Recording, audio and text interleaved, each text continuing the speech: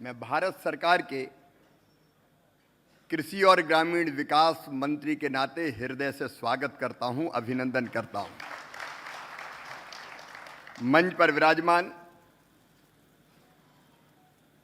एक नए राजस्थान के उदय के लिए काम कर रहे हमारे यशस्वी मुख्यमंत्री आदरणीय भजनलाल शर्मा जी, कृषि मंत्री बाबा, राजस्थान को बाबा नहीं होने देंगे, आदरणीय किरोड़ीलाल मीणा जी, आदरणीय जोराराम कुमावत जी, आदरणीय मंत्री जी, हीरालाल नागर जी, ऊर्जा मंत्री, गौतम कुमार डग जी, ऋषि जी, राजन जी, अमित जी, आरजी अग्रवाल जी, सचिन शर्मा जी, पुष्पास पांडे जी, अश्विनी कुमार जी, अमित जी, कोंडा रेड्डी जी और देश और दुनिया भर से आए हुए मेरे प्रिय बहनों और भाइयों, भारत की परंपरा रही है अतिथि देवो भव की, और राजस्थान की धरती पर जैसा स्वागत निवेशक मित्रों का हुआ है और राजस्थान के उदय के लिए जो प्रयास भजनलाल शर्मा जी और उनकी टीम कर रही है, उसके लिए मैं उनको बधाई देता हूं, उनका हृदय से अभिनंदन करता हूं। कोशिश करने वालों की कभी हार नहीं होती। ये वीरों की भूमि, ये सूरों की भूमि, जो ठान लेती है वो पूरा करके दिखाती है। हालांकि मेरा कार्यक्रम यहाँ पहले आने का नहीं था। रात को मुख्यमंत्री जी का फोन आया कि आना ही है। मैंने कहा कल तो मेरे क्वेश्चन है, तो क्वेश्चन के बाद आपको उठवा लेंगे। तो तुमने पुकारा और हम चले आए।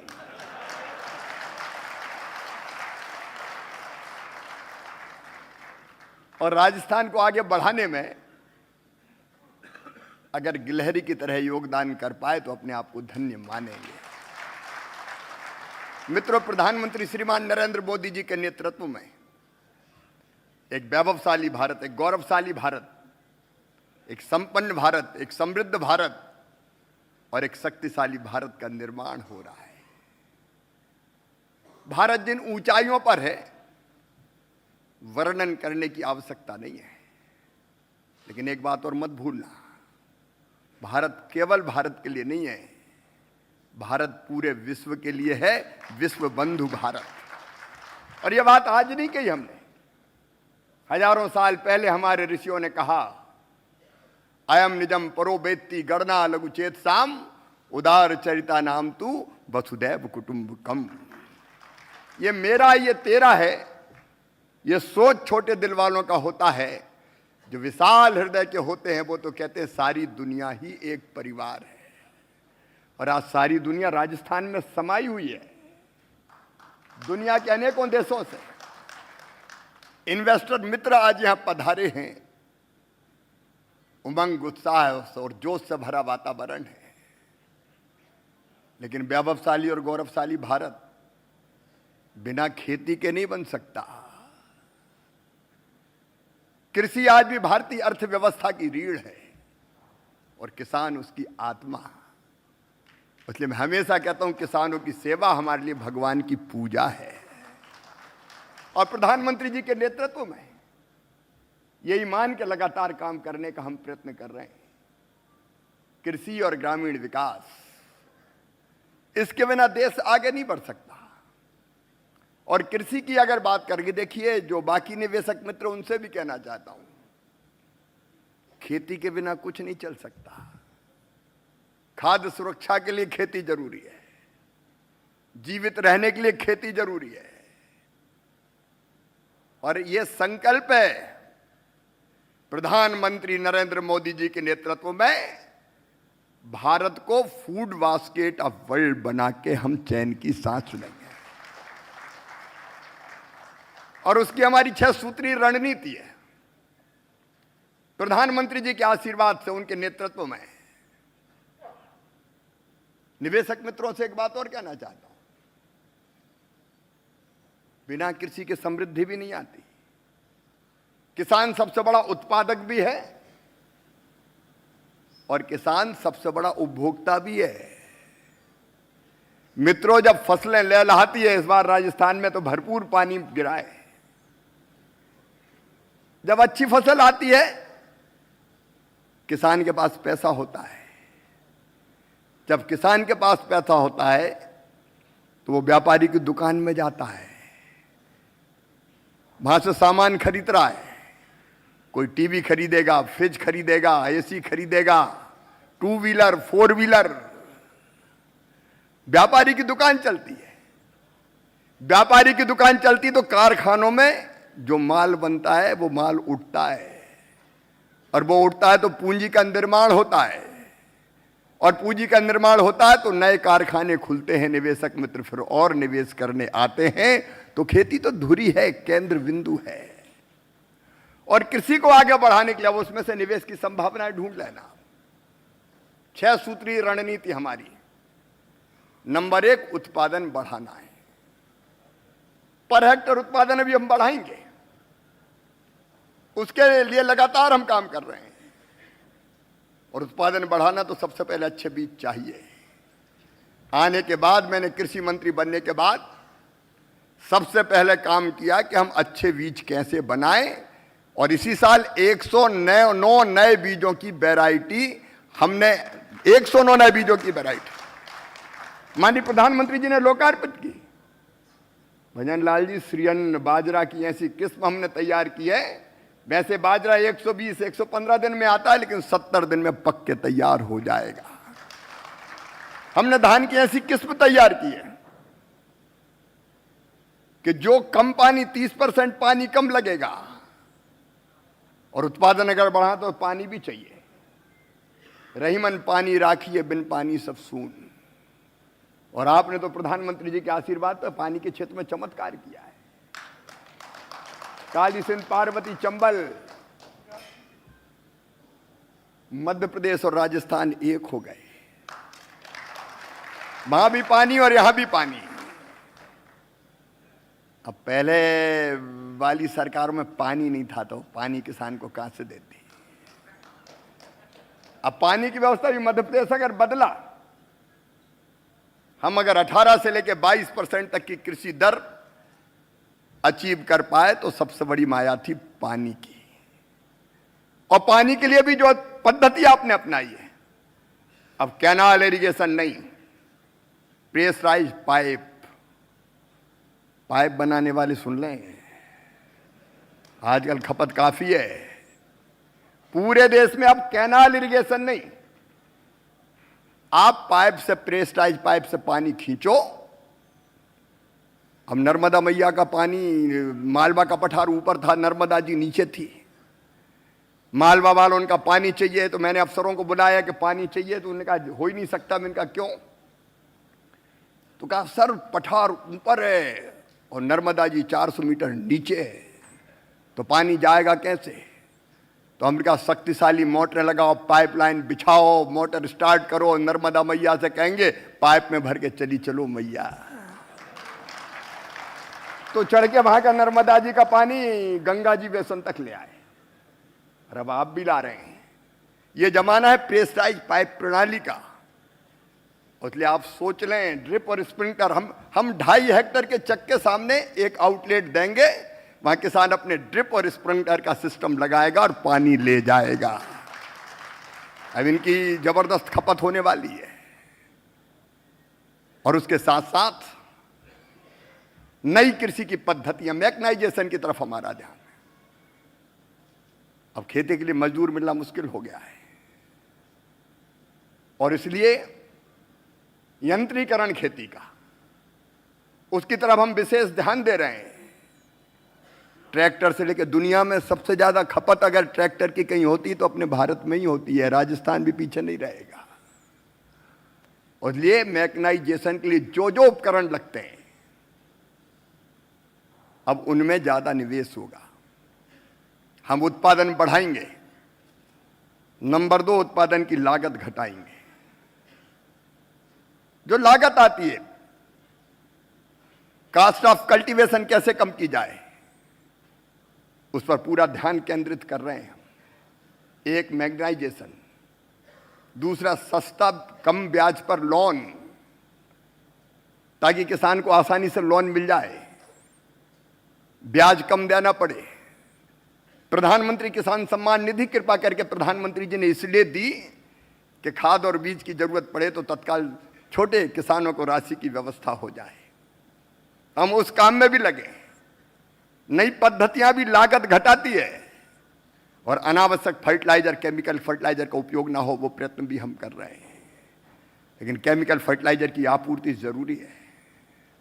आप में से कई ऐसे होंगे जिनकी रुचि हो तो वो सोचें। अभी डीएपी हम आयात पर निर्भर हैं। आप सोचिए और क्या क्या विकल्प हो सकते हैं। एनपीके, अलग अलग उर्वरक कैसे बन सकते हैं। हमारे यहाँ राजस्थान में कई बीज संसाधन, कच्चा माल मौजूद है, उस पर काम करने का प्रयास करें। हम खाद के मामले में देश को आत्मनिर्भर बनाना चाहते हैं। तीसरा हमारा प्रयास है उत्पादन के ठीक दाम देना। एमएसपी पर उसके लिए खरीदी करते हैं। अलग अलग 22-23 फसलें एमएसपी पर खरीदते हैं, लेकिन जब जरूरत पड़ती तो नीतिगत परिवर्तन भी करते हैं। अब राजस्थान में भी सोयाबीन होता है एक इलाके में। इस बार सोयाबीन के दाम कम हो गए थे और हमारी सोयाबीन इंडस्ट्री बहुत नीचे जा रही थी, क्योंकि 0% इंपोर्ट ड्यूटी पर पाम ऑयल आ रहा था, रिफाइंड ऑयल आ रहा था। मुझे कहते हुए प्रसन्नता है, अपने किसान के भले के लिए और इंडस्ट्री के भले के लिए हमने 27.5% इंपोर्ट ड्यूटी लगा दी पाम ऑयल पे, ताकि यहां की इंडस्ट्री उठ सके, किसान को ठीक दाम मिल सके। प्याज उत्पादक परेशान थे, प्याज के दाम कम हो गए थे। प्याज के एक्सपोर्ट पर 40% एक्सपोर्ट ड्यूटी थी, घटा के हमने 20% कर दी। जाने दो भारत का प्याज दुनिया में, मिलने दो किसान का पैसा, किसान को पैसा। चावल के दाम, अब बासमती राइस की सुगंध तो अमेरिका और कनाडा तक फैली हुई है।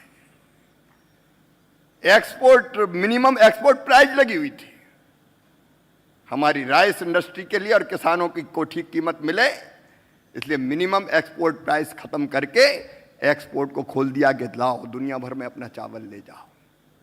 तो जहां जरूरत पड़ेगी ठीक दाम देने के लिए, वहां आयात निर्यात नीति को भी परिवर्तित करने का काम करेंगे।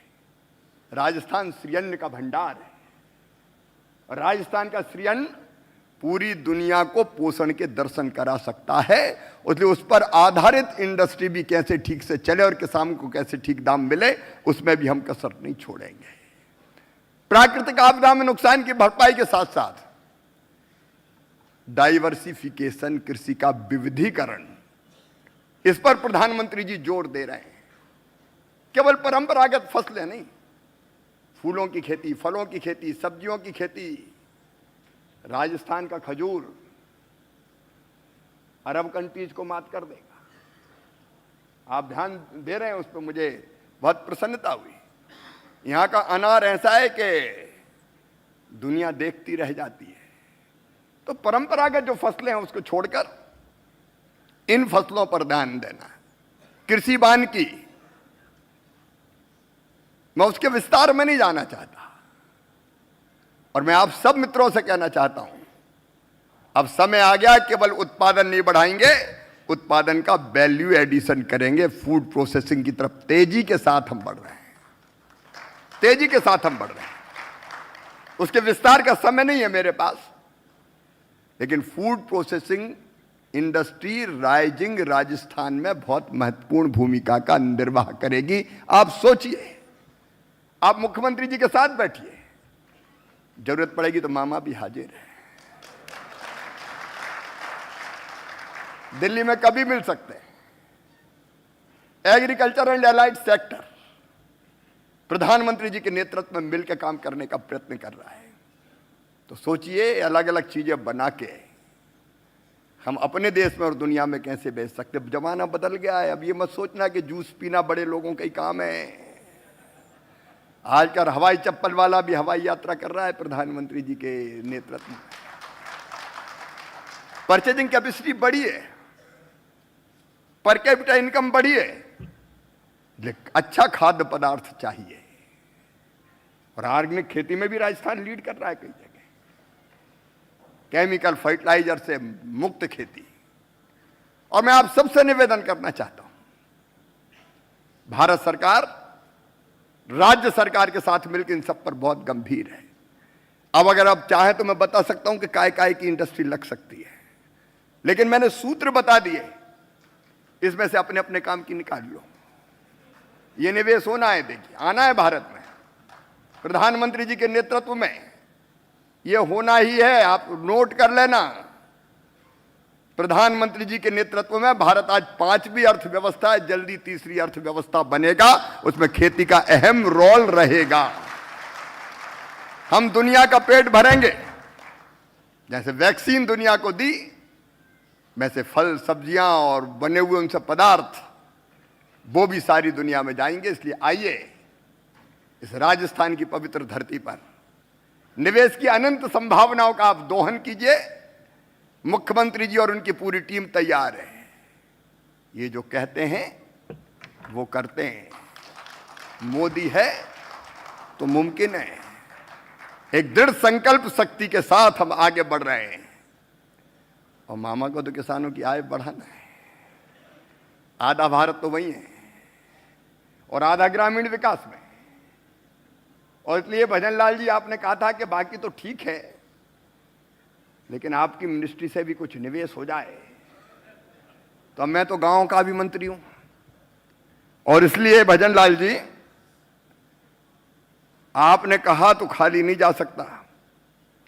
3,41,620 मकान प्रधानमंत्री आवास योजना के तहत राजस्थान में बनाए जाएंगे, गांव में गरीब बहनों भाइयों के लिए। इसमें 4,099 करोड़ रुपया लगेंगे। इसके पहले 1,56,420 दे चुके हैं। और आगे भी चिंता मत करना, मारो राजस्थान, ये लगातार आगे बढ़े, इसमें कोई कसर प्रधानमंत्री जी भी नहीं छोड़ने वाले, आप भी नहीं छोड़ने वाले, और मामा भी पीछे नहीं रहने वाला। मिलकर राजस्थान आगे बढ़े, ये हम सबकी कोशिश है। राजस्थान बढ़ेगा तो देश बढ़ेगा, और हमारा भारत बढ़ेगा तो विश्व बंधु भारत विश्व का कल्याण करेगा।